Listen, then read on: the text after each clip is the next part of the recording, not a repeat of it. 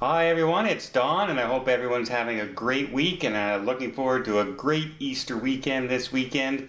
I'm getting a few questions about upgrades, and what I mean by that is when you're booking your cruise and the cruise line says, would you like to have a complimentary upgrade if one becomes available, and what all that means. So, we're going to talk about that right after this.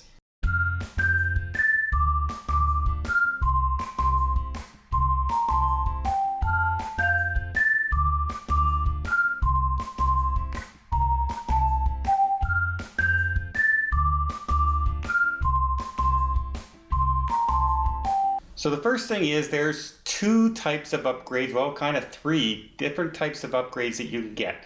One is when you're calling and booking and like they say, would you like to be upgraded complimentary if one becomes available? That means that they will take whatever cabin category you are, and if something better comes along, like a higher category, they will move you into that category for free, the same cost. It's not going to cost you anything extra.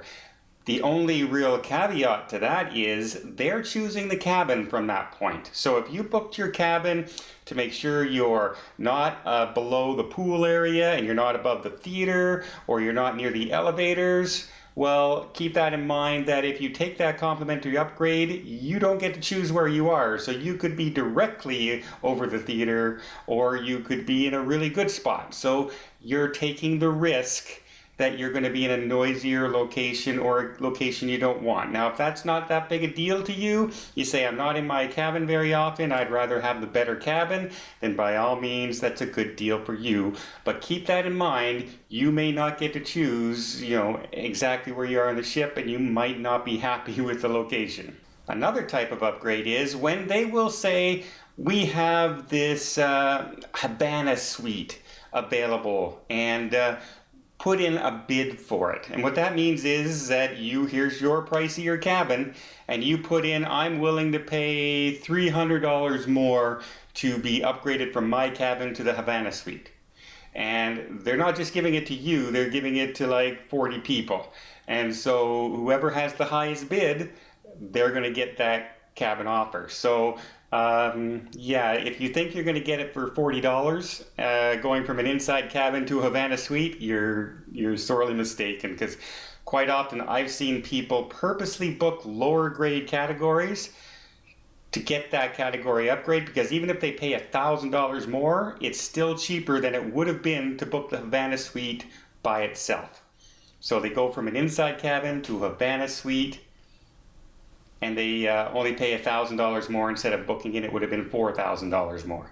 So that's that kind of upgrade. And then another most popular one is you've booked your cabin 2 weeks before or so that the ship sails. They say, well, we have these cabins available. Let's offer it to people, see if they want to upgrade. And they'll send you a discounted price. Now, here's an example. For me on my Royal trip, I booked just a regular inside cabin for myself.